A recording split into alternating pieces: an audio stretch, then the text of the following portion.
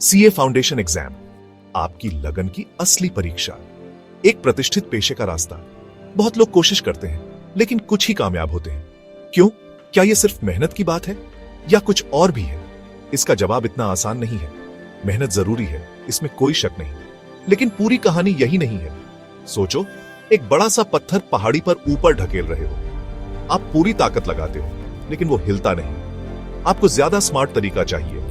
CA का सफर सिर्फ मेहनत से ज्यादा मांगता है। इसके लिए रणनीति चाहिए, इसके लिए एफिशिएंसी चाहिए। आपको स्मार्ट वर्क करना होगा। यहीं पर स्मार्ट वर्क का कॉन्सेप्ट आता है। यह मेहनत की जगह लेने के बारे में नहीं है, बल्कि इसे बढ़ाने के बारे में है। यह स्मार्टर वर्क करने के बारे में है, सिर्फ हार्डर नहीं। मेहनत किसी भी कामयाबी की नींव होती है। यह डेडिकेशन के बारे में है, यह डिसिप्लिन के बारे में है। हर दिन, तब भी जब मन न करे, लगातार काम करते रहना। कंसिस्टेंसी मेहनत का दिल है। थोड़ा थोड़ा करके रेगुलर पढ़ाई करना ज्यादा पढ़ाई के मुकाबले ज्यादा असरदार होता है। डिसिप्लिन इसकी रीढ़ है। यह आपको ट्रैक पर रखती है, यह आपको डिस्ट्रैक्शन से बचाती है। जब मुश्किल आती है, तो यही आवाज आपको आगे बढ़ने के लिए कहती है। सिंसेरिटी मेहनत की आत्मा है। इसका मतलब है हर स्टडी सेशन में अपना बेस्ट देना। इसका मतलब है पढ़ाई में पूरी तरह से ध्यान देना। सोचिए, घंटों पढ़ाई कर रहे हैं, लेकिन याद नहीं रहता। आप मेहनत तो कर रहे हैं, पर नतीजा नहीं मिल रहा।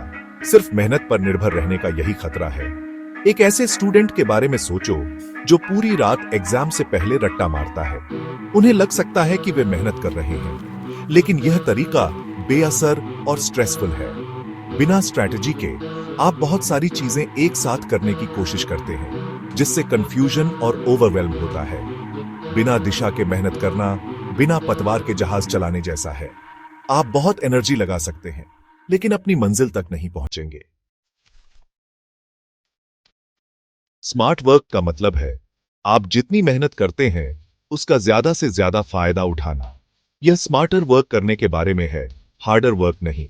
यह स्ट्रैटेजी और एफिशिएंसी की ताकत का इस्तेमाल करने के बारे में है।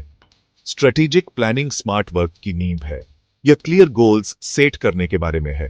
यह टास्क्स को प्रायोरिटाइज करने के बारे में है। यह कॉम्प्लेक्स टॉपिक्स को छोटे छोटे हिस्सों में बांटने के बारे में है।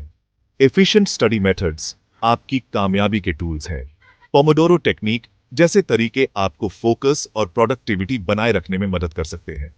अपनी लर्निंग स्टाइल को समझना जरूरी है। क्या आप विजुअल लर्नर हैं? क्या आप सुनकर ज्यादा सीखते हैं? अपनी स्टडी मेथड्स को अपनी स्ट्रेंथ्स के हिसाब से ढालें।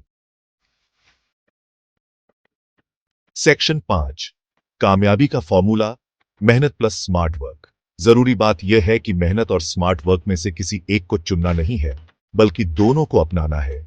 यह मेहनत और स्ट्रैटेजी के बीच सिनर्जी बनाने के बारे में है।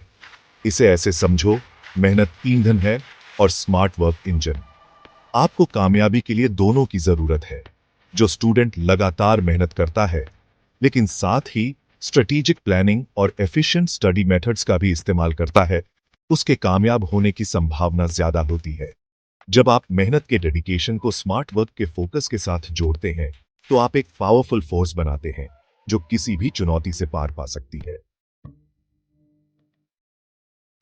सेक्शन 6, अपनी कामयाबी बनाएं, एक बैलेंस्ड स्टडी प्लान।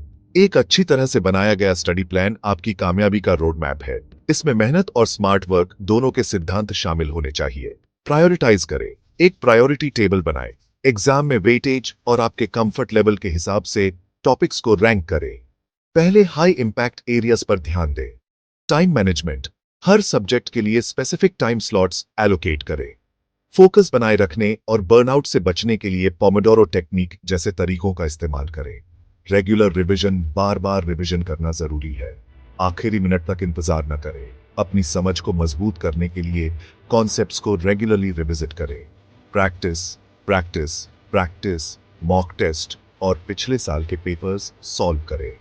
इससे आपको एग्जाम पैटर्न से परिचित होने और उन एरियाज की पहचान करने में मदद मिलती है जिन पर ज्यादा ध्यान देने की जरूरत है।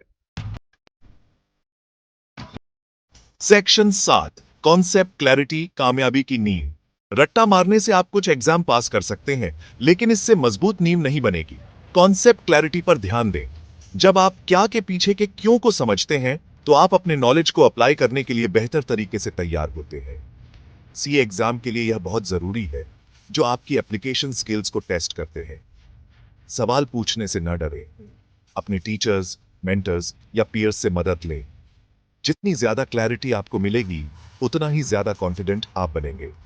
याद रखें, सीए का सफर फैक्ट्स और फिगर्स को याद करने के बारे में नहीं है। यह उन प्रिंसिपल्स और कॉन्सेप्ट्स की डीप अंडरस्टैंडिंग डेवलप करने के बारे में है, जो फाइनेंस और अकाउंटिंग की दुनिया को चलाते हैं।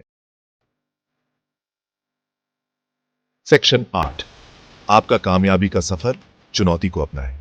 सीए फाउंडेशन एग्जाम चैलेंजिंग है, लेकिन इसे पार नहीं किया जा सकता, ऐसा नहीं है।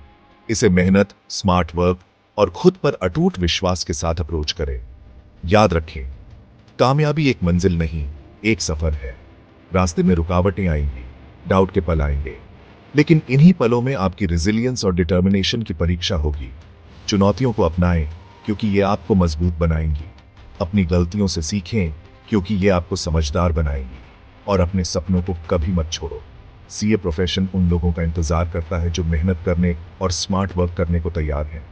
तो आगे बढ़ो, चुनौती को स्वीकार करो और अपनी कामयाबी की कहानी खुद लिखो।